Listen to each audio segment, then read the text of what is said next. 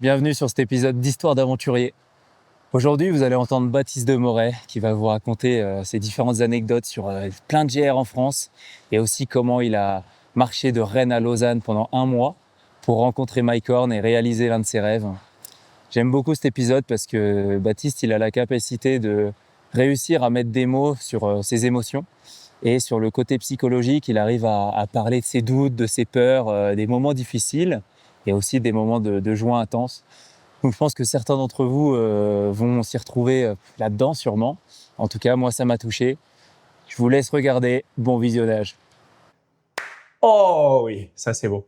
Ça c'est beau. Gros, c'est improbable de te voir là. Alors, c'est quand même une sacrée histoire. Petit contexte, on était censé se voir à Rennes pour aller se faire un café, puisqu'on habite tous les deux pas très loin de là-bas. Exactement. Finalement, on se retrouve où? Quelques mois plus tard, au Brésil. Au Brésil, à Rio. Rio de Janeiro. Quand même une masterclass. Comment ça s'est passé pour qu'on se retrouve ici? Assez hasardeux. En gros, toi, tu avais posté des trucs sur les réseaux sociaux quand tu avais marché de Rennes à Lausanne pour aller rencontrer Mike Horn. Déjà, c'est juste complètement dingue. Et après, moi, je t'avais suivi parce que je me tapais trop des barres là-dessus. Vraiment, c'était trop drôle. Et finalement, moi, je postais des trucs sur la jungle amazonienne pendant mon voyage. Et il y a un moment où tu m'as envoyé un message et tu m'as dit « Putain, mais mec, trop bien, tu seras où en Amérique du Sud, tout ça ?» Je t'ai pas dit trop bien, je t'ai dit, mec, c'est un truc de fou ton aventure.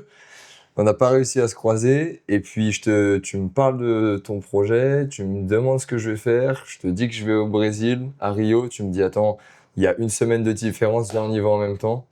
Et on est là. On s'est retrouvés il y a 5 jours ici à se checker pour la première fois et se voir pour la première fois. Donc, c'est une histoire assez improbable. J'avoue, c'est fou.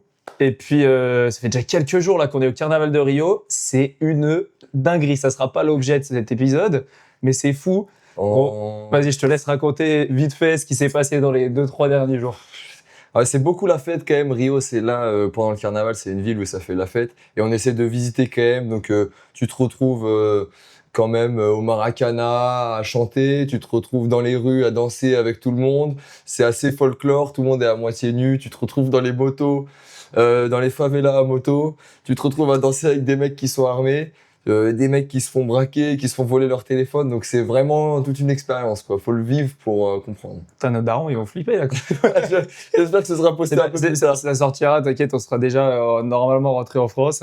Mais on va pas parler de ça maintenant. Moi, je veux savoir un peu ce qui s'est passé dans ta tête, notamment sur les randos que tu fais. Parce que là, j'ai parlé Rennes-Lausanne. Moi, c'est comme ça que je t'ai connu quand tu as rencontré Mike Horn.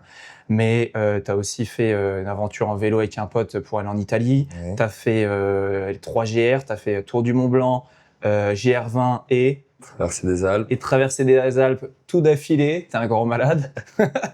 Et puis, t'as fait du kayak et d'autres aventures. Bref, Des aventures. en gros, qu'est-ce qui t'a amené à te lancer là-dedans? Je sais qu'hier, on a discuté un peu là, au Airbnb, c'était super cool. Ouais, trop Ça sympa. permet d'apprendre à te connaître un peu plus et de savoir un peu qui est ce personnage, Baptiste. Et c'est vrai que si tu peux me raconter pourquoi t'en es arrivé à te lancer là-dessus et à vivre cette aventure Rennes-Lausanne.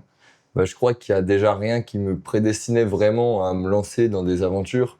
Je viens d'un milieu père, directeur, mère qui travaille dans un bureau. On a beaucoup été éduqués au sport, mais il n'y a jamais eu vraiment cette patte très aventure. Et j'ai grandi, et puis au fur et à mesure des expériences, dans ma construction de jeune homme, je me suis beaucoup égaré dans des relations, dans des environnements qui me correspondaient pas. Et quand j'ai fait mon BTS MCO, j'ai décidé d'arrêter. J'ai mis fin à des relations qui étaient néfastes, j'ai mis fin à l'environnement dans lequel j'étais qui me plaisait pas. Et j'ai commencé à essayer de me construire moi, de me concentrer sur moi. Et c'est à partir de ce moment-là où j'ai commencé à lire des livres d'aventures et je me suis dit pourquoi pas moi.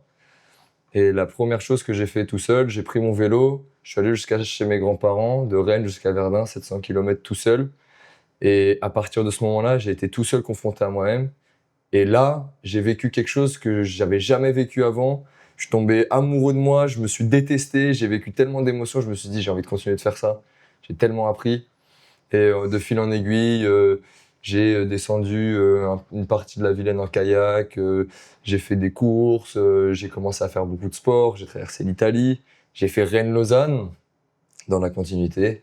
Et puis c'est comme ça, quoi. J'ai découvert l'aventure par la lecture beaucoup et ouvrir mon esprit à d'autres environnements, d'autres réalités. Je voulais pas rester dans dans l'environnement que j'étais en fait, parce que ça me plaisait pas. Je suis sorti de ma zone de confort. Qu'est-ce qui se passe dans ta tête au moment où tu pars de Rennes et tu te dis, OK, je vais marcher à Lausanne parce que, tu vois, c'était un peu pareil, moi, sur la phase juste avant de mon voyage. Enfin, je vais pas te dire, moi, ce que je ressens, je veux pas biaiser ce que tu vas me dire, mais genre, qu'est-ce qui se passe entre avant, peut-être t'as la hype et tout, et le moment où vraiment tu pars et t'es sur les premiers jours, qu'est-ce que tu te dis? Le moment le plus marquant pour moi dans la période que tu décris, c'est juste avant de partir. C'est le matin où il faut partir.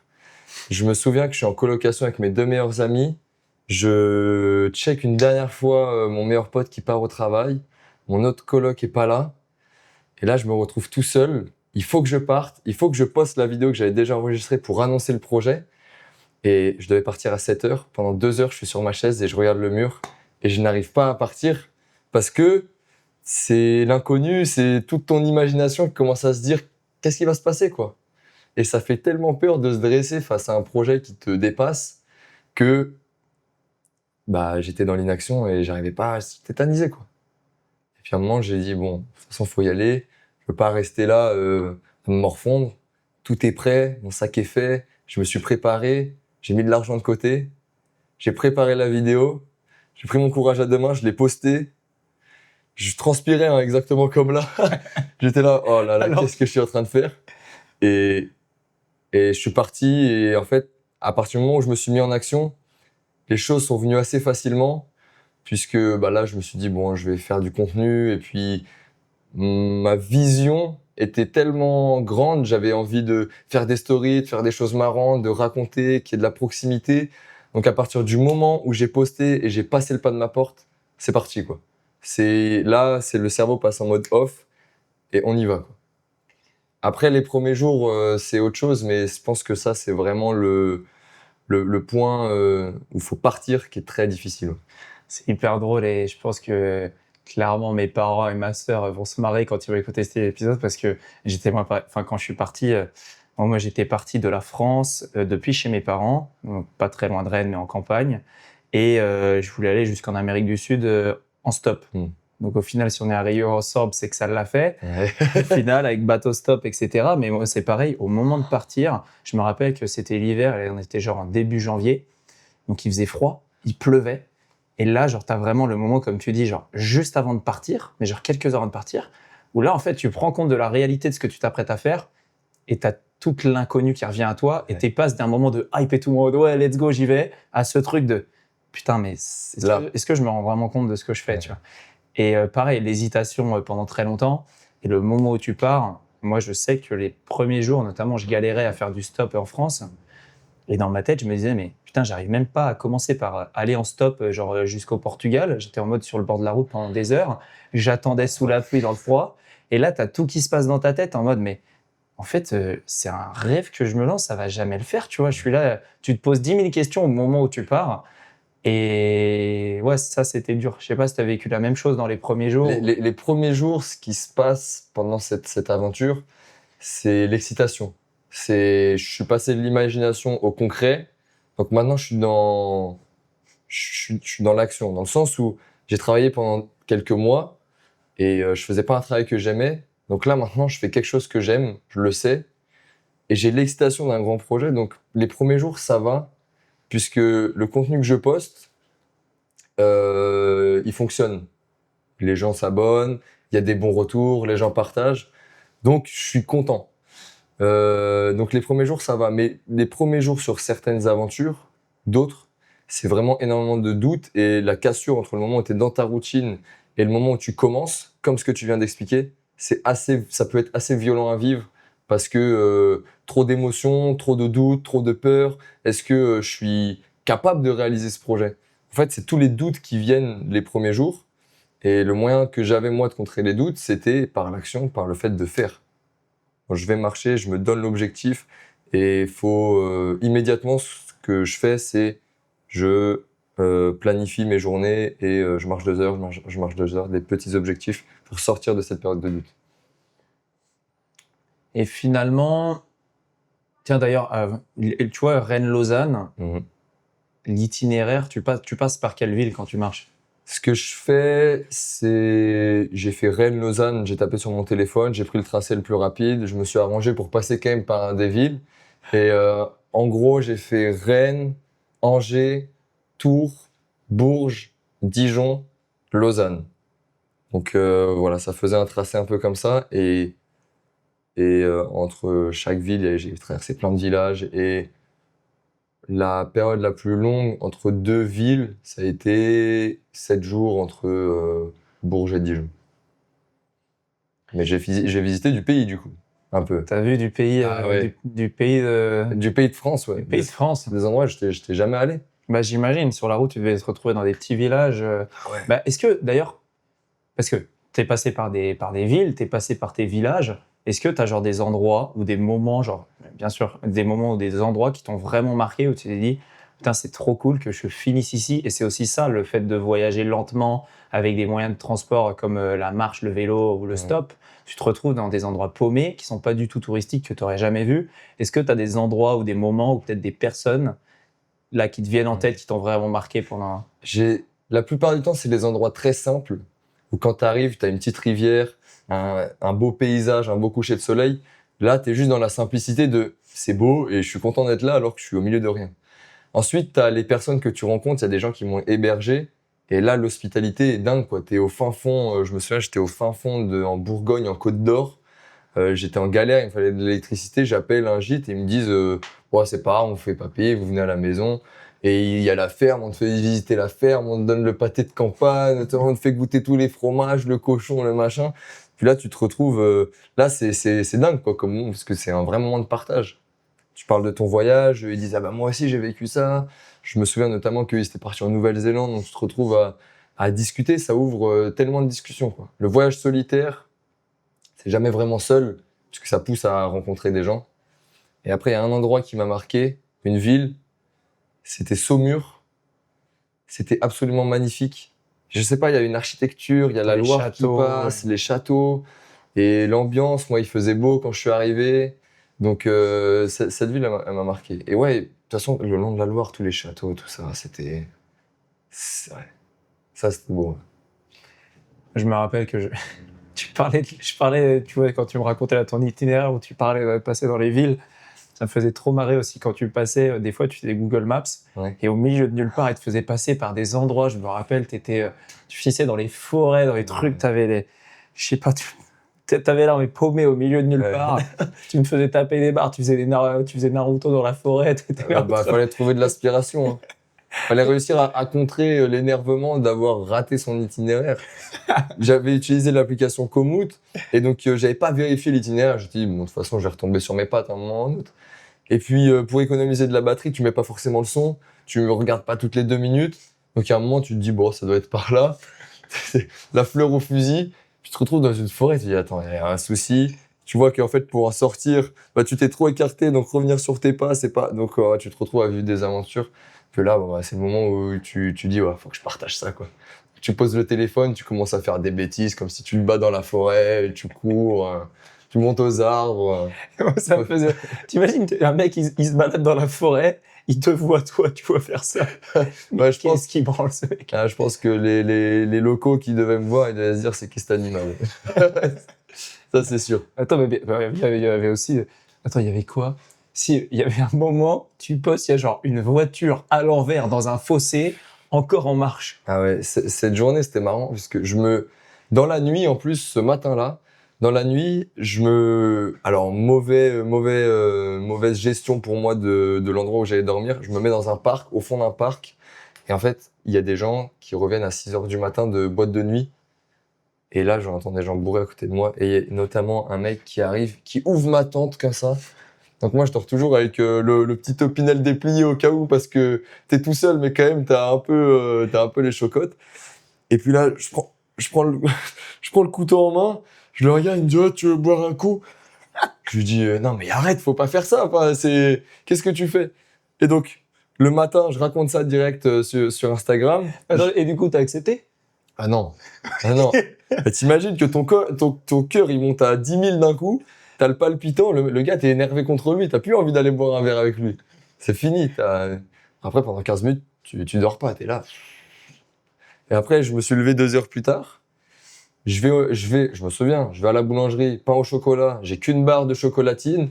C'est pas vrai. Je mange mon pain au chocolat. Je tourne la tête. Je vois, il y a une voiture qui est dans un fossé retournée. Mais qu'est-ce qui se passe aujourd'hui, tu vois? Et là, c'est vrai que quand tu partages ça, t'es tout seul, donc t'as envie de partager ça avec quelqu'un. Bah ouais. Donc quand tu partages ça sur les réseaux et que les gens ils disent mais attends, mais qu'est-ce que t'es en train de vivre, mon gars? C'est assez rigolo. Ouais. Ah, c'était marrant ce jour-là. Ouais. Ouais, j'imagine. Mais ça, tu vois, c'est le genre d'événements, de choses imprévues qui arrivent. Je trouve quand tu te mets dans une situation où tu te retrouves au milieu de nulle part et que tu as le temps et que t'es pas en train de voyager à 2000 à l'heure en mode faut que je fasse tel endroit, tel endroit, tel endroit, t'as une semaine et t'as envie de en faire un maximum. Et je trouve ça, et au final, moi aussi, ça fait partie de certains de mes meilleurs moments et de mes meilleurs souvenirs du voyage. C'est des moments où j'étais pas dans un endroit touristique, c'est juste que la situation se prête à. Enfin, tu sais pas ce qui se passe. Et au final, tu vis un moment de fou avec des gens que tu viens de rencontrer. Et... Pour ce que tu décris, pour moi, c'est absolument l'aventure que la notion philosophique que je me fais de l'aventure, c'est vivre des choses qui sont imprévues.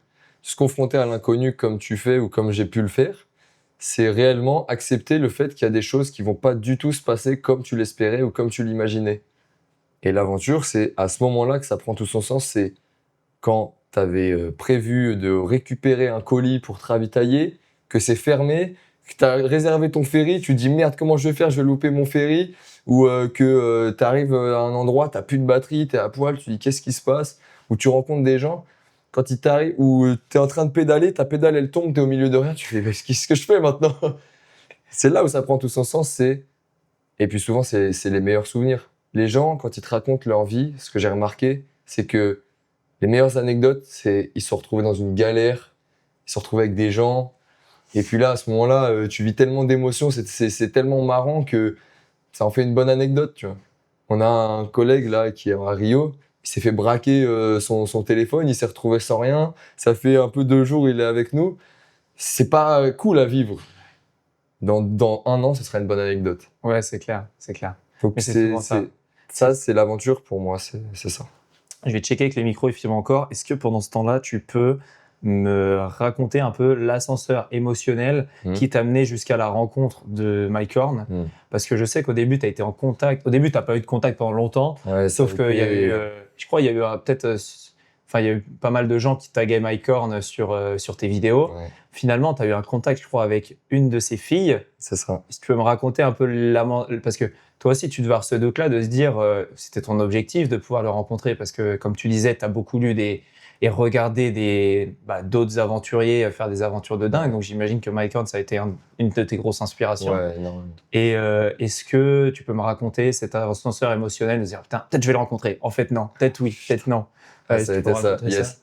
En gros, ce qui se passe, c'est que j'ai découvert après que je l'ai fait pour les mauvaises raisons. Dans le sens où je suis parti dans le but de rencontrer Mike Horn et je suis pas parti dans le but de marcher. Donc au début, quand je partage sur les réseaux, que je vois qu'il y a vraiment tout le monde qui participe, tout le monde le mentionne. Au bout de 3-4 jours, je vois qu'il like un de mes posts. Donc en fait, ça monte crescendo, tout se passe bien, je prends du plaisir à faire mes vidéos, le projet fonctionne, ça va tout droit. Je me dis, ah, c'est trop beau quoi. Et donc là, je prends énormément de plaisir. Et arrivé au 10e jour, 9e jour, sa fille rentre en contact avec moi. Donc là, elle m'envoie un message. Donc tu peux te rendre compte à quel point j'étais fou. J'étais au téléphone avec mes parents, je sautais sur une table, je disais, mais qu'est-ce que je fais? Qu'est-ce que je fais? Je les appelais. Il fallait qu'on me canalise, quoi. Et j'ai dit, bon, tu marches un peu, tu prends l'après-midi. C'est mes parents qui me disent ça. Tu prends l'après-midi, tu marches un peu, tu réfléchis. Et voilà, ce soir, tu auras les idées claires, tu lui réponds. Bon, ok, je marche. Le soir, je lui réponds comme un ouf. Je lui explique pourquoi je veux rencontrer Mike Horn. Donc, c'était une grosse source d'inspiration, que j'ai lu beaucoup de ses livres, que il m'a incité, à inspirer, à sortir de ma zone de confort. Donc, moi, c'est lui qui m'a aidé à sortir de chez moi, à partir dans l'inconnu. Et j'ai voulu le rencontrer pour juste boucler le truc et dire, bon, écoute, merci, parce que c'est grâce à toi que je suis venu à ta rencontre, c'est grâce à toi que je me lance et que je ressens tout ça et que je me sens grandir en tant qu'être humain. J'avais envie de boucler cette boucle. Donc là, quand je lui réponds, il y a un enjeu pour moi, c'est j'ai envie de le remercier. Donc je raconte, voilà pourquoi je fais ça, voilà pourquoi j'entreprends ça. Et là, elle commence à me dire, tu sais, il y a beaucoup de gens qui veulent rencontrer Mike Horn. Et en plus, là, il est en Islande et dans pas longtemps, il va aller au Groenland. Donc, c'est un peu chaud, quoi. Je pars pas espoir. 4 jours plus tard, j'arrive à Bourges. Et là, j'ai un gros souci, c'est que pendant 7 jours, je vais traverser le Morvan. Donc, j'avais pas trop anticipé le fait que j'allais pas trop avoir de réseau, que j'allais pas pouvoir me ravitailler comme je le pensais. Et en plus, Annika m'envoie un message et je me dis, si je pars de Bourges et que je reçois un message, il va falloir que je fasse marche arrière au cas où, parce que moi je me disais, hein, j'étais un peu fou, je me disais, ça se trouve, elle va m'envoyer un avion, je vais devoir monter sur Paris, aller en Islande, tu vois. J'étais dans le folklore, quoi. Et elle m'envoie un message et je me dis, attends, faut que je reste sur Bourges. En plus, j'ai plus de stockage sur mon téléphone. Bon, j'ai 2-3 trucs à régler. Allez, je reste sur Bourges. Et là, elle m'envoie un message, elle me dit, écoute, il va aller au Groenland.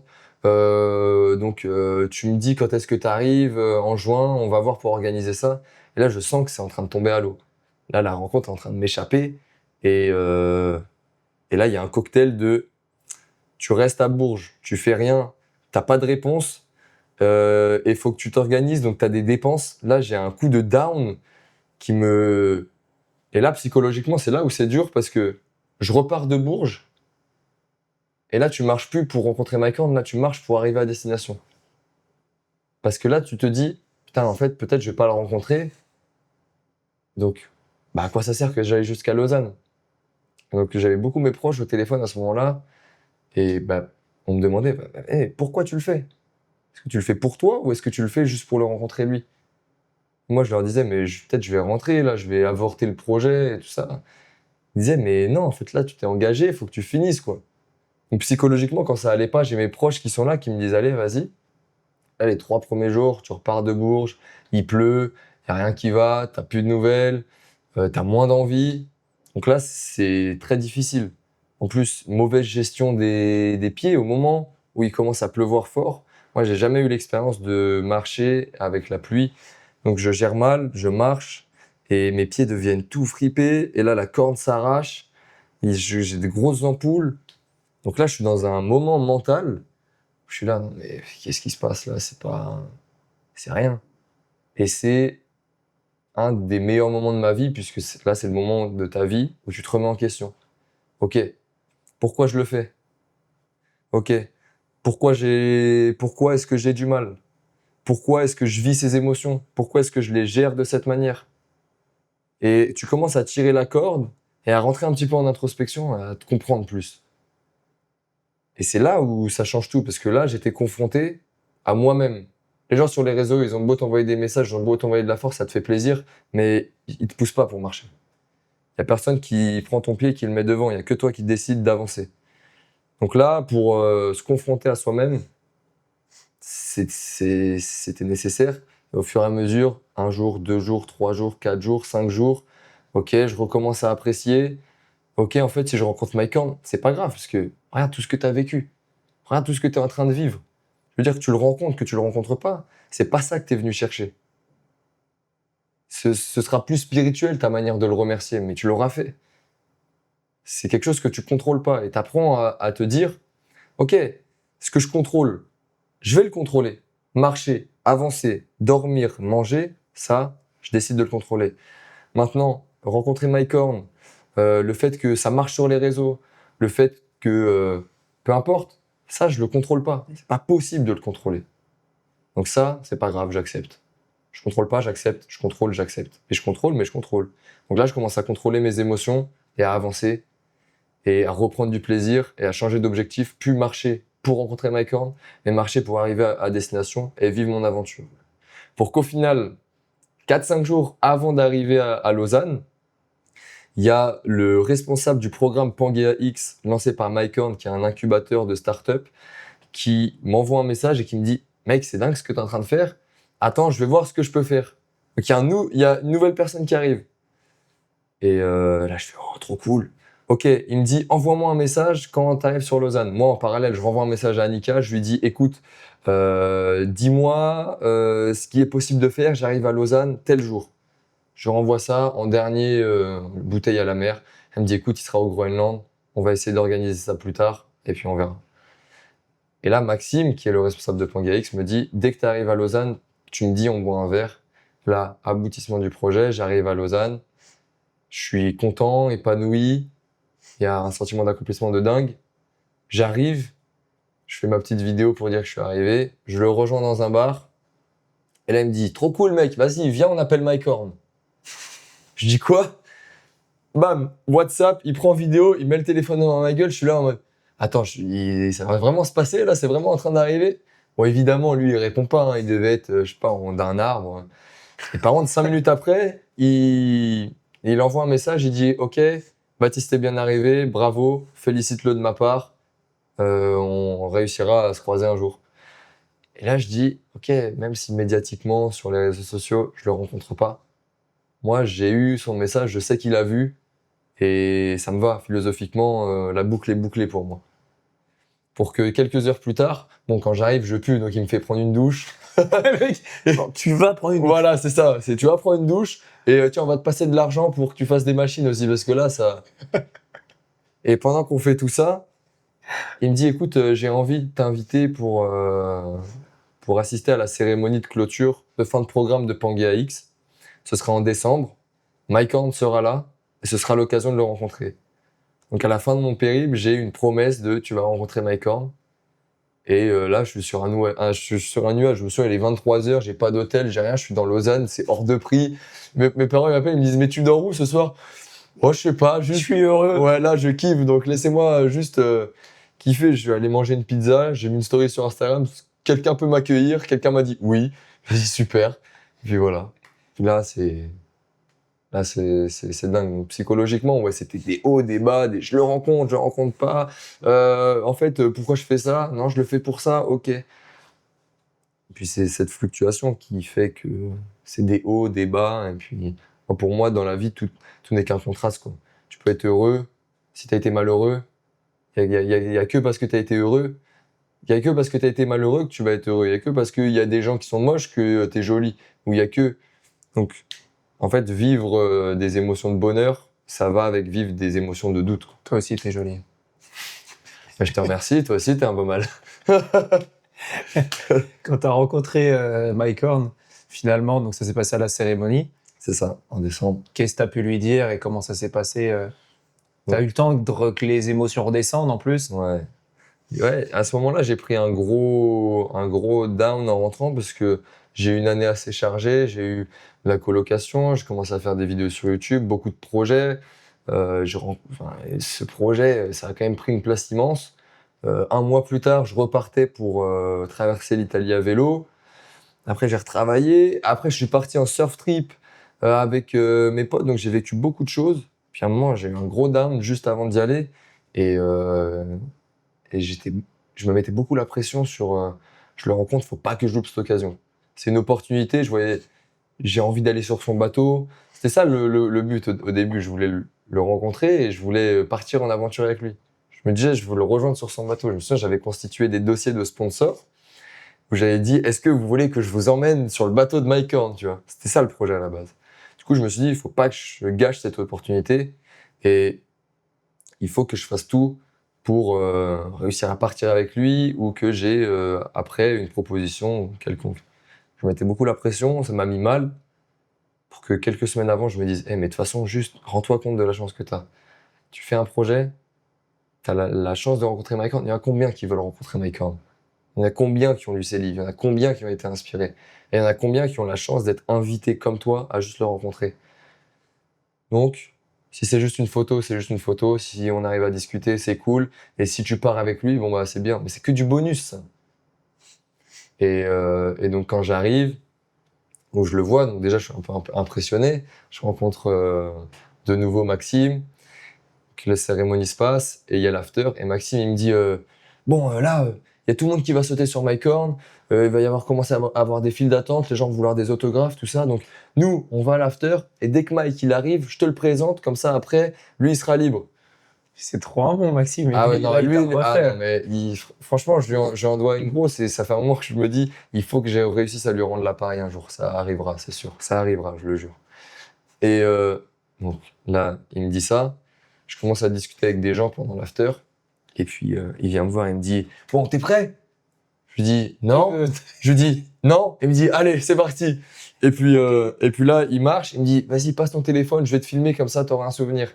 Il filme, et puis là, il dit, ouais, bon, bah, c'est Baptiste, il a traversé toute la France pour venir te rencontrer, tout ça. Et moi, je m'étais dit que c'était anecdotique, que peut-être qu'il s'en souviendrait même pas, que voilà, c'était peut-être aussi un peu du business pour que moi je vienne et que je fasse des stories à la cérémonie. Et en fait, non, là, il me dit, ah ouais, c'était trop bien ton projet, on a suivi, franchement, trop cool. Et puis, voilà, moi, je lui dis, écoute, là, c'est la concrétisation de mon projet, je suis devant toi. Et puis là, il me dit, ouais, je suis désolé, j'étais pas à Lausanne, j'étais en Islande. Je lui dis, mais moi, j'étais prêt à venir jusqu'en Islande. Il me dit, mais écoute, moi, je voulais pas te faire dévier, tout ça, donc on rigole, tu vois. Et puis, tu sais, il est tactile, on est proche, donc, tu vois, il y a un truc où, genre, bon, vas-y, on est dans la discussion, là, quoi. Et puis, j'arrive quand même à lui dire, bah écoute, je te remercie parce que j'ai été très inspiré par toi, ça m'a poussé à venir. Et puis, il me dit, franchement, c'est bien ce que tu fais parce que ça montre aux jeunes que c'est possible. Il est dans ce truc, ouais, faut réaliser ses rêves, lui. Donc, il dit, c'est bien, quoi. Ça montre aux jeunes qu'il faut être motivé, qu'il faut rester. Donc, continue comme ça, hein. Donc là, j'ai l'approbation d'un gars qui m'a inspiré. Donc, moi, ça me fait plus, je réalise même pas, tu vois. En plus, j'ai pris 2-3 verres de vin avant, donc tu vois, je commence à... Allez, je suis dans le truc, quoi. Et puis, allez, je prends mon courage à deux mains et je lui dis, bon, écoute, là, je sais que t'es sur ton bateau. Si t'as besoin de quelqu'un pour nettoyer les chiottes, nettoyer le bateau ou quoi que ce soit, moi, je suis là, je suis prêt et si t'as besoin de quelqu'un, faut partir. Je me souviens qu'il y a sa compagne qui est à côté qui fait genre, ah, machin, il est motivé, quoi. Et puis, lui, il me dit, non, mais tu sais, moi, bah, du Mycorn, moi, j'aime bien être tout seul, c'est moi, je fais les chiottes, c'est moi, je nettoie tout. Il me dit ça, quoi. Qu'en gros, j'ai pas besoin de toi, quoi. Je m'en doutais qu'il avait pas besoin de moi, mais bon, j'ai lancé une bouteille à la mer. Et puis après, la discussion s'est estompée, et puis j'étais là en mode, waouh. Donc j'ai repris des verres de vin, et puis à la toute fin de soirée, il y a tout le monde qui part, et puis là, il reste Mycorn, il est là, il est tout seul. Moi, je suis avec un gars, et puis ce gars, il se trouve que il avait pas discuté avec Mycorn, puis il voulait lui toucher deux mots. Moi, je me dis, j'ai eu mon moment de gloire, voilà, donc je le laisse. Donc le gars va voir Mycorn, moi, je reste un peu en retrait, parce que j'ai pas envie de forcer. Et il me rattrape parce que le gars lui parle, ouais, j'ai fait le marathon des sables avec tes filles. Et il me dit, et toi, Baptiste, tu fais pas le marathon des sables? Je lui dis, mais moi, le marathon des sables, je le fais si tu t'inscris, je le fais avec toi. Il dit, ah non, moi, je suis dans la, et je te jure, hein, non, moi, je suis dans la neige avec mon luge de 50 kilos, je suis tout seul. Timide, trop bien.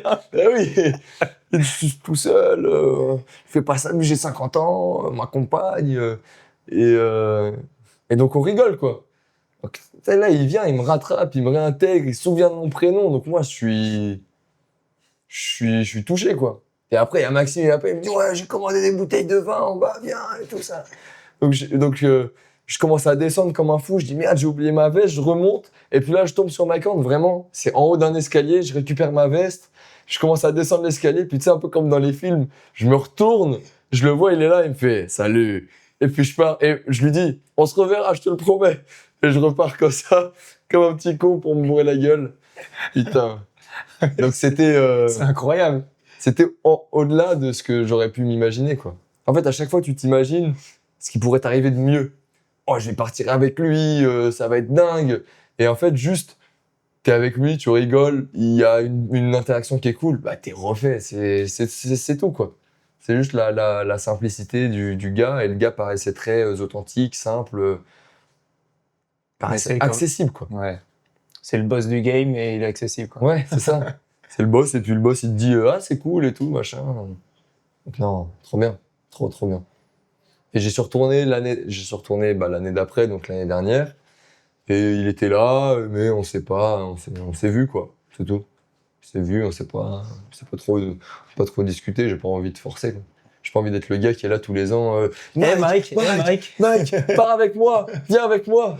Non, j'ai pas envie d'être une groupie, tu vois. Ouais, normal. Donc voilà. Voilà comment c'est clôturé ce grand arc Mike Horn, quoi. Parce que pour moi, c'était l'aboutissement d'un truc, quoi. Ouais, c'est ouf. Non, c'est fou. Je repense... Non, vas-y. Dis-moi. Ok, je te dis. J'allais repartir dans une digression nulle, donc... Ouais, ok, je t'emmène sur autre chose alors. Ouais. Je repensais, tu me disais, quand tu me parlais de la phase en mode ascenseur émotionnel avec la fille de Mike Horn, c'était avec Annika? C'était Annika, ouais. Ok. Et là, tu disais que tu étais pas mal avec tes proches, que tu leur parlais, tu leur disais qu'est-ce que je fais, etc. Tu me disais, on parlait aussi un peu de nos familles et de notre vie, un peu tous les deux ensemble sur la terrasse là hier. Est-ce que toi aussi, d'un point de vue, je sais pas moi, relation avec tes proches, ou alors d'un point de vue, tu m'as déjà parlé un peu introspection, est-ce que dans ces moments-là, il y a eu des choses, je sais pas moi, soit qui t'ont rapproché de tes proches, soit où t'as réalisé des choses sur toi, sur ta vie, sur ce qui est important? Ouais. De toute façon, partir tout seul, je pense que ça te rapproche forcément de tes proches parce que la distance fait que ça crée le manque, quoi. Et quand en plus tu fais un truc au même titre que toi, hein, qui est difficile, qui est des fois physique ou des fois il n'y a pas de nouvelles, il y a une proximité qui se crée dans la distance. Donc ça déjà, après, quand tu es au téléphone avec tes proches, tu as envie de les revoir. Et comme je t'ai dit hier ou ce matin, la chose dont tu te rends compte, dont tu as le plus envie quand c'est difficile, c'est juste d'être en repas avec tes proches. Juste de manger avec eux, d'être avec eux. Donc de un, je dirais que tu te rends compte de l'importance qu'ils ont à tes yeux. Ensuite, quand c'est difficile, c'est à eux que tu penses. Et puis, moi, j'ai cherché à faire ce travail d'introspection. Je pense que quelqu'un qui part faire une randonnée ou quoi que ce soit, et qu'il n'a pas cet objectif d'introspection, il peut juste profiter, être dans la plénitude du moment, dans la montagne, dans les paysages. Moi, j'ai décidé, parce que je pense que j'avais beaucoup de choses à régler en moi, que je comprenais pas. Je comprenais pas certains de mes comportements, certains de mes choix, je comprenais pas l'environnement dans lequel je m'étais placé à un moment, qui était négatif, ou les relations que j'ai eues. Donc, j'avais une grosse soif de compréhension, parce que j'avais pas le contrôle sur ma vie. Et donc, du coup, j'ai fait ce travail. Et bon, pendant que tu es tout seul, je pense que tu dois le savoir, pendant 8 heures, tu n'as rien à faire. Moi, ce que je faisais, c'est que je refaisais ma vie de mon premier souvenir à mon dernier souvenir. Et j'ai fait ça avec plein de relations aussi. Et j'attaquais des fois avec un angle différent. Donc moi, ma vie, je me la suis répétée 1000 fois. Je me suis refait les relations 1000 fois pour essayer de comprendre, quoi. Et quand tu essayes de comprendre qui tu es, c'est indéniable, tu vas devoir passer par la case qui sont tes proches, qui sont tes parents. Donc moi, dans ma soif de connaissance de moi, j'ai été obligé d'aller vers mes parents, mes grands-parents, de comprendre qui m'avait éduqué, par quoi est-ce que j'ai été influencé. Et donc à ça se rajoute ton introspection. Donc tu penses vachement à tes proches par l'introspection. Tu penses vachement à tes proches parce que c'est difficile, tu as envie d'être avec eux. Quand tu es en dehors de ta zone de confort, tu penses à tout le confort que tu peux avoir. Quand tu as très faim, tu penses à toutes les sucreries que tu pourrais te dégommer au premier supermarché que tu croises, tu vois. Et donc du coup, ouais, cette notion d'être avec ses proches, ça m'a rapproché énormément. Parce que aussi, là, moi qui ai vécu le départ de partir, et je suis parti pour 4 mois, le fait de partir, de voir qu'ils te supportent, ils t'aident, bah, tu vas revenir, tu sais que tu vas revenir. Et tu vas faire très attention pour eux. Donc il y a une dimension d'amour dingue, quoi. Et moi, ça m'a extrêmement aidé d'un point de vue personnel d'être tout seul confronté à moi-même et de vouloir être en introspection, quoi. Mais je pense que c'est tout à chacun, quoi. C'est très différent. C'est très très différent. J'ai pas envie de rentrer dans les détails où là, on en passerait des heures. Tu vois bien, hier, pour faire l'histoire, il faudrait faire 3 podcasts, quoi. Et on n'a pas discuté pendant 3 heures, C'est clair. Est-ce que tu m'as parlé du moment où tu étais re-questionné quand tu t'es dit que tu n'allais pas pouvoir, probablement pas pouvoir rencontrer Mike Horn, où là tu t'es re-questionné, j'imagine que dans sa tête c'est un moment un peu difficile, tu vois, à gérer. Est-ce que tu as un autre moment, genre ton pire moment? Le moment où c'était vraiment dur, vraiment la galère, mentalement, physiquement. pendant cette aventure ou pendant même une autre aventure? Même une autre aventure, si tu as eu un autre Parce que moment vraiment dur. j'ai vécu un des moments les plus durs dans l'aventure que j'ai fait cet été, quand j'ai fait les 3 GR, quand j'ai fait le Tour du Mont Blanc, la traversée des Alpes et le Tour du Mont Blanc, et le GR20. J'ai eu le moment du départ, on en parlait, que c'était très difficile. Là, j'ai vraiment pas du tout réussi à le gérer. Ça a été un obstacle immense à surmonter que de me lancer dans le projet. De penser à la solitude, à la longévité, à la difficulté que j'allais vivre. Le fait d'être, ça y est, dans l'environnement, j'étais surmonté par tout ça, quoi. C'était bien plus grand que moi. Et, et je crois que dans ces situations, il y a 2 types de personnes. Il y a les personnes qui vont s'effondrer liées à la difficulté. Et si tu as le courage de réussir à te transcender, à passer au-dessus de ça, ça va être très difficile, mais ça va être que bénéfique.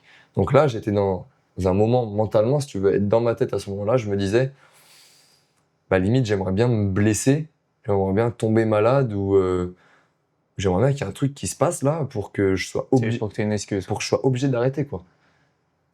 Et à la moindre faille qui pouvait se créer, c'est-à-dire qu'à un moment, je descendais rapidement d'une montagne, je passe dans un petit ruisseau et je glisse sur une pierre et je me tape et je tombe et je tape la tête la première contre une pierre. Et là, j'ai mal et tu vois, je sais pas pourquoi, je commence à pisser partout, je suis un peu sonné, un peu choqué.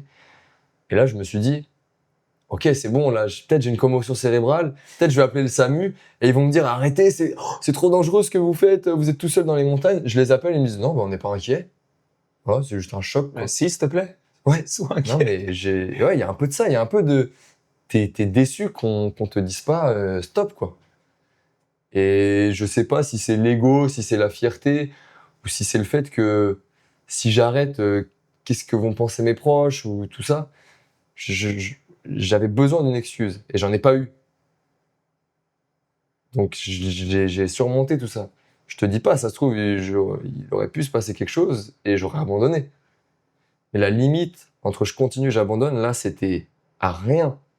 Et là, c'était réellement difficile parce que là, t'es en combat tout le temps contre toi-même. Chaque chose devient dure. Chaque chose. Le moindre petit truc. Ah, tu manges un truc, c'est pas bon. De toute façon, c'est de la merde ce que je vis. Mais qu'est-ce que je fais? Je suis tout seul. Puis en plus, quand je t'ai dit, t'es en difficulté, tu penses à toutes les choses que t'aimerais faire. Tu te dis, pourquoi je pars tout seul alors que ça se trouve, j'aurais pu partir avec un pote?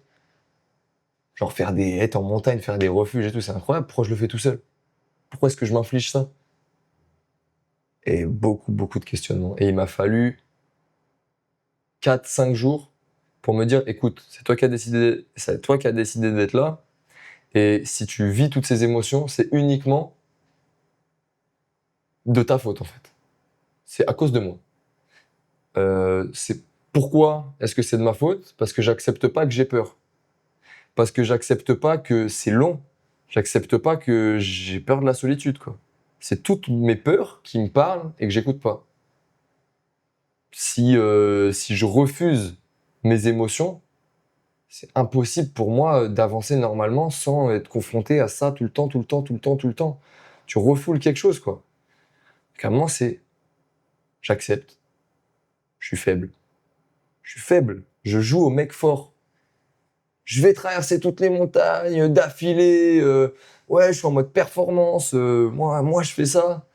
Non, mec, tu sais, tu vas monter, ça va être aussi dur que n'importe qui. T'es pas quelqu'un, quoi. T'es tout seul et ça fait peur, comme tout le monde, quoi. Et vas-y, j'accepte que je suis faible. Et à partir du moment où j'accepte que ça va être dur, je vais en chier, ça va être long, tu vas être confronté à toi-même, c'est ok. Le lendemain, je me lève, il pleut. J'ai 3 cols à monter sur le Tour du Mont Blanc. Donc j'ai une des journées les plus hardcore. En plus, météorologiquement, il y avait beaucoup de neige en juin. Parce que comme on a eu une année très pluvieuse, en fait, la neige est restée sur les monts. Donc, dû au dérèglement climatique, il y avait des difficultés supplémentaires. Et donc là, je me suis levé le matin, j'ai dit, j'aime la pluie, j'aime la neige, j'aime être seul, j'aime quand c'est dur. Voilà, et tu t'auto-persuades que je suis fort, j'y vais, on s'en fout, ça va être dur, mais on y va. J'aime le piment d'Espelette. Ah ouais, ah ouais, j'aime quand c'est dur, j'aime quand c'est fade, j'aime quand c'est... Ah ouais, non mais c'est ça. C'est, allez, t'aimes ça. Tu montes, t'aimes ça, souris, force-toi à sourire, persuade-toi que t'aimes ça. Tu souris la larme à l'œil parce que c'est le 3e col de la journée. J'adore. Pourquoi J'adore. Maman, j'aime trop. Non mais... Et puis après, au fur et à mesure, ça revient. Et puis tu croises des gens qui vivent la même chose que toi, tu vis des émotions, tu t'émerveilles, il y a du soleil, et puis là, t'apprends à juste gérer, quoi. Mais c'est vrai que la transition, des fois, projet, la transition de préparation de projet et mise en place du projet, début de projet, je crois que c'est la période la plus violente. Le début et la fin, souvent, c'est là où tu vis beaucoup d'émotions. Sauf si il t'arrive une énorme galère pendant ton périple, là oui, tu risques de vivre plus d'émotions, mais moi, j'ai jamais eu d'énormes galères, des erreurs, mais pas des grosses galères. Les 3 GR là, que tu as enchaînés, tu les as fait sur combien de jours et ça représente quoi en termes de distance, d'élévation? Tu marchais combien d'heures par jour? Alors, ça, je l'ai fait sur 37 jours, dont 35 jours marchés, j'ai pris 2 jours de repos. Ça représente 900 km sur 50 000 mètres de dénivelé positif et négatif. La plus grosse partie, c'était Tour du Mont Blanc et GR20, où là, il y avait un ratio kilomètre dénivelé qui était important. C'est-à-dire sur le GR20 et sur le Tour du Mont Blanc, tu as pratiquement 180 km et ça va de 10 000 à 12 000 pour le GR20 de dénivelé, quoi. Sur la traversée des Alpes, c'était plus plat, donc c'était mieux. Et j'ai perdu le fil de ta question. Tu me demandais kilomètres, Ouais. dénivelé Ouais. et Temps. Tu m'as dit, le 37 temps, jours. ouais, 35 jours de marche. Donc là, tu étais en autonomie et tu transportais toute ta nourriture et tu avais des points de ravitaillement. Ouais, là, c'était autonomie complète et en solitaire. Donc, ce que j'avais fait, c'est j'avais acheté toute ma nourriture, donc beaucoup de lyophilisé pour être le plus léger possible, pour avoir le moins d'efforts à faire, enfin, diminuer l'effort pour avoir un peu plus de confort. J'avais préparé des colis que j'envoyais à peu près tous les 5 jours. Les colis étaient prêts, mes parents n'avaient plus qu'à le déposer dans un point relais. Ils partaient et moi j'arrivais dans le village, je récupérais tout ce que j'avais. Et puis ça me permettait d'être autonome, quoi. Les colis sont tout le temps bien arrivés, t'as pas eu de galère? Il y a juste la seule galère que j'ai eue, c'est quand je suis arrivé dans le Mercantour, à Saint-Étienne-de-Tinée. J'étais à 4-5 jours de Nice. Et j'avais déjà réservé mon ferry pour aller à Nice. Et quand j'arrive à Saint-Étienne-de-Tinée, le commerce est fermé. Et ça, j'avais pas anticipé. Et donc, du coup, le ferry, il est réservé. Donc là, je vais prendre du retard. Et il va falloir que j'anticipe. Et là, où ça se rejoint avec ce que j'ai vécu tout à l'heure, où je te dis ce que je contrôle, ce que je contrôlais pas. Je m'étais fait cette réalisation pendant Rennes-Lausanne, quand je m'étais rendu compte que je contrôlais pas ce qui m'arrivait avec Annika ou avec les réseaux sociaux. Là, je me suis dit, ok, c'est fermé, je peux pas le contrôler.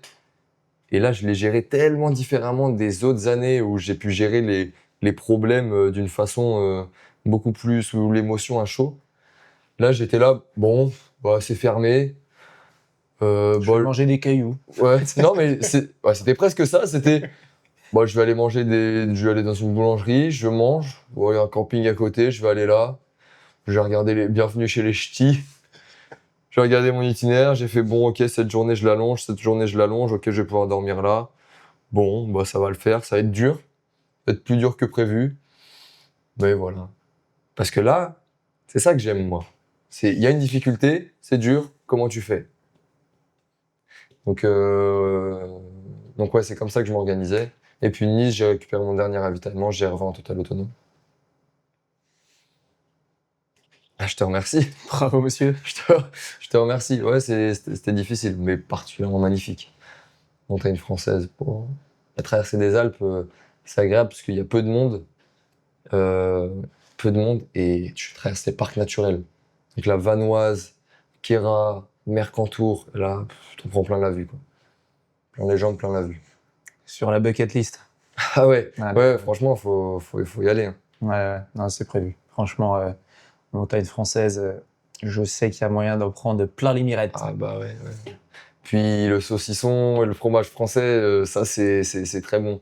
C'est un incontournable quand tu arrives dans un refuge. Si pour moi, hein, si tu arrives dans un refuge et que tu dis pas je te prends du fromage, c'est que t'as pas trop compris le principe de la randonnée, quoi. Mec, t'imagines même pas, ça fait 12 mois que je suis en Amérique, enfin que je voyage et que je suis plus en France. Parce que Ça te manque. ça fait plus, enfin non, 12 mois, non, ça fait plus que ça. Ça fait, enfin bref, en tout, ça fera 1 an et demi que je serai pas retourné en France, tu vois. Juste en voyage.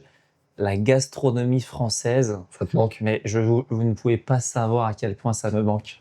La gastronomie française, si je peux aller dans les montagnes françaises avec du saucisson et du bon fromage de montagne, je serais le plus heureux des hommes. Ah là là, avec 12, t'imagines là presque 1 an et demi de privation, de manque, tu sais même plus trop c'est quoi le goût d'un bon fromage, quoi. Je te jure. Mais vraiment. Un bon chèvre, un bon truc de brebis un peu coulant là sur une tranche de tradition Oh là là. bien grillée.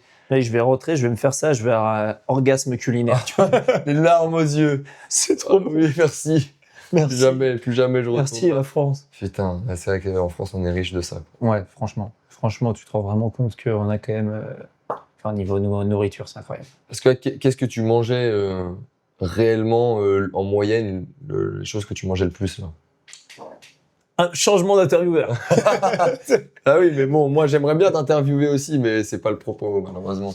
Non, vas-y, niveau nourriture, Ah. ça dépend où, tu vois. Au début, quand j'étais Espagne, Portugal, îles Canaries, grosso modo la même chose. À partir du moment où là, j'ai traversé l'Atlantique, c'est pareil sur les bateaux, tu vois, tu traverses l'Atlantique. Au début, on va dire, ça a duré 1 mois, la traversée. Donc en fait, la première semaine, on va dire, tu manges normalement, tu manges un peu de tout, tu vois. Mais après, à partir de la 2e semaine, bon, t'as les fruits et légumes qui étaient pas trop mûrs au début, là, qui commencent à être bons à manger. Ouais. Puis à la fin, les 2 dernières semaines, bah, tu manges des pâtes, du riz et des conserves, quoi. Donc ça, tu vois, quand t'es sur des bateaux, c'est ça que tu manges. Après, aux Antilles, c'était pas mal. Quand j'étais dans les Caraïbes, je mangeais pas trop mal, tu vois. Beaucoup les barbecues là-bas, non? Beaucoup à des Ouais, grillades. des trucs grillés, des poissons. Ils ont aussi plein de fruits et légumes que nous, on connaît pas du tout, tu vois. Ok. Et qui sont des fruits exotiques. Genre, par exemple, je me rappelle, oh là là, les mangues. Ah ouais? Ah, mais les mangues, moi, à un moment, j'étais en Martinique pendant 1 mois et demi. Et genre, tu te baladais dans les rues. Ouais. Et en fait, les voisins t'interpellaient et t'arrêtaient, tu vois. Viens manger des mangues. Je te jure, ils en avaient tous, mais tellement, ils étaient en mode, non, prends des mangues, s'il te plaît. Du coup, tu te barres, t'es là, t'es avec tes 5 mangues, tu rentres à la maison, t'en manges matin, midi et soir. Et c'est des mangues, mais je te jure, les mangues en France, elles ont aucun goût par rapport à la mangue en Martinique que tu prends dans l'arbre et tu croques dedans, tu vois. Et ça, du coup, ça va, les Antilles, j'ai bien mangé. On se faisait à manger. J'étais avec, en gros, avec Romain, le gars avec qui j'ai traversé l'Atlantique, et on était hébergé chez un gars qui connaissait, en gros, un gars qui connaissait de par quelqu'un d'autre. Bref, on était hébergé, on mangeait bien en fait. On se fait tout le temps à manger pour économiser, tu vois, aussi pas dépenser. Mais par contre, on mangeait pas trop mal. À partir du moment où là, après ça, j'ai pris un autre bateau et là, pareil bateau, c'est à peu près le même principe que ce que je t'ai dit pour la traversée de l'Atlantique. Et là, après, à partir du moment où je suis arrivé en Colombie, genre Colombie, Équateur, Pérou, Bolivie. Pérou, ça va, je trouve, c'est vraiment pas mauvais. Ouais. C'est vraiment pas mal. Mais sinon, ouais, en fait, tu manges souvent la même chose, quoi. Du riz. C'est pas que c'est ça. C'est pas que c'est mauvais, c'est que c'est tout le temps les mêmes plats. Oh, non. Genre, tu vois, Colombie, Équateur, par exemple, bah pendant genre, parce que attends, j'ai fait 1 mois et demi en Colombie, mais dans la jungle, 1 mois, 1 mois dans la jungle et 1 mois et demi dans le reste du pays. Et après, genre 1 mois. Déjà, ça c'est dingue. Ouais, c'est pas mal. je me rends compte même pas, mec. Tant que je suis pas encore rentré, etc., je me rends pas compte. Mais Quand tu seras rentré, si ça intéresse les gens de faire une interview de toi, ton voyage, Moi, je suis partant pour la faire. Pour moi, d'interview, si tu cherches quelqu'un, Vas-y, si pourquoi ça pas, intéresse les gens. on verra. Mais ouais, sur ce moment-là, par exemple, en fait, Colombie, Équateur, je mangeais, t'as genre plat typique, t'as genre du riz, t'as de la banane plantain, ou c'est une sorte de Ok. banane, c'est pas mal, hein, c'est bon, hein, c'est super bon. T'as de la banane, t'as du riz, t'as genre des haricots rouges, et après t'as soit de la viande qui est absolument pas bonne, Ah vraiment, c'est genre, c'est de la semelle, vraiment, c'est Ah dégueulasse. ouais. Ouais, je te jure, c'est Et dégueulasse. la semaine, Ouais. tenez votre quechua. Voilà. Putain, t'es dégoûté. Ou alors t'as du poulet, qui est ok le poulet, ou des fois du poisson. Hmm. Mais en fait, voilà, t'as ça. Des fois, t'as un peu d'avocat. Mais grosso modo, Ça change pas, quoi. Non. Ou alors, en fait, les... tu peux retrouver genre des pizzas, des trucs comme ça, mais en fait, ils savent pas les faire. Genre vraiment, c'est dégueulasse. La pire pizza que j'ai mangé de ma vie, c'est sur une ville un peu perdue au milieu de nulle part. Et la pizza, elle était dégueulasse. Tu regardes les avis sur Google, c'était noté genre 4,5 étoiles, un truc comme ça. Ils étaient trop C'était contents, eux. ignoble. Mais je pense qu'ils ont jamais goûté une bonne pizza. Ils sont en mode, ah ouais, putain, pizza, trop bien. Tu vois. C'était affreux. Dégueulasse. Oh là là. Et bref. En plus, tu devais être refait, t'as vu 4,5, tu te dis, oh, je vais bien. Ouais, une vraie pizza, enfin. Mec. On te sert un vomi sur une pâte. Puis, Oh non. Oh non. en plus, si t'as pas les bons produits, même si t'as pas ta pizza, elle est ok. Ouais. Si le fromage, il a aucun goût, qu'il est dégueulasse. Ouais, Si ta sauce tomate, elle est pleine de sucre et qu'elle a aucun goût, comment tu veux faire une bonne pizza si Ouais, t'as c'est pas clair. les produits? Tu vois. Et bref, donc voilà, niveau bouffe, ouais, ça me manque. Mais voilà. Putain, c'est... Bon, de toute façon, je pense qu'on va bientôt couper, ça va faire un moment. Juste, je t'ai demandé des moments difficiles, ton pire moment, etc. Est-ce que tu as un meilleur moment, tu vois? Un truc ou un des meilleurs qui te vient en tête? C'est dur, je sais que c'est dur de Ouais, dire ouais. le meilleur. Il y a énormément de bons moments. C'est vrai que comme je retransmets un peu, je fais du contenu sur les réseaux, souvent, ce qui se passe mal, tu as plus tendance à te filmer et à le partager, vouloir le partager quand c'est dur. Quand ça va, tu as juste envie de vivre toi. Donc, il y a plein de moments de plénitude dans les montagnes, où ces moments où tu marches, tu n'as rien dans ta tête. Je me souviens aussi un moment où j'ai marché, toute la journée, j'étais un peu en réflexion. C'était justement la journée où j'ai commencé après avoir raté mon colis et que j'allais pour prendre mon ferry. Là, je cogitais, je me disais, j'espère que ça va le faire, ça va le faire. J'arrive le soir, je suis KO, j'ai pas de réseau, il y a du brouillard dans une grande plaine comme ça, et puis il y a un ruisseau qui passe, je m'ennuie, j'attends que mon plat il cuise dans mon lyophilisé. Et ça, c'est beaucoup de moments que tu vis qui sont des moments de plénitude. Ça, c'est top. Par contre, le meilleur moment, je crois, c'est un moment que j'ai vécu moi tout seul pareil. J'arrive quelques jours avant Dijon pendant Rennes-Lausanne et je sais pas ce qui se passe, mais je suis sur un banc. Il y a une grande plaine comme ça. Le soleil se couche, il y a des arbres et puis ça commençait à niveler un petit peu. Je suis à l'entrée d'un village. Il y a des petites pierres comme ça. J'ai installé ma tente. Je suis sur ce banc et je suis en train de faire le récap de ma journée avec ma caméra. Je dis, ah ouais, aujourd'hui, il s'est passé ça, il s'est passé ça, il s'est passé ça. Puis là, je regarde le paysage et je dis, et là, je suis bien, là. Je suis bien. Et là, je commence à pleurer, mec. Ah Je ouais? pleure tellement je suis, genre, en mode, putain, mais je suis trop bien, là. En mode, je suis trop heureux. Et c'est la première fois de ma vie, je pleure de joie. Tellement je suis heureux, je pleure, je suis là en mode, mec, t'imagines dans tout ce que t'as traversé. Là, tu prends une grosse revanche, t'as plein de messages d'amour, tu kiffes ce que t'es en train de faire. Je sortais de ce moment difficile. Après Bourges, j'ai plus de nouvelles de Mike Horn, tout ça. Et je commence à sortir la tête de l'eau et à vraiment apprécier ce que je suis en train de faire pour moi. Et là, je suis sur ce banc et je pleure, mec. Et je suis là, genre, je suis trop heureux. Je prends ma revanche sur ma vie. Tu sais, je commençais vraiment à ressentir des émotions de bonheur. Et ça, et je me souviens, j'ai une vidéo dans mon téléphone où je viens de pleurer et je suis resté genre 20 minutes comme ça sur le banc à regarder le paysage. Je me prends en vidéo et je dis, s'il te plaît, n'oublie jamais que c'est le moment où tu as été le plus heureux de ta vie sur ce banc ici. Et j'ai une vidéo comme ça dans mon téléphone que de temps en temps je regarde parce que pour moi, c'est un message d'espoir pour moi-même.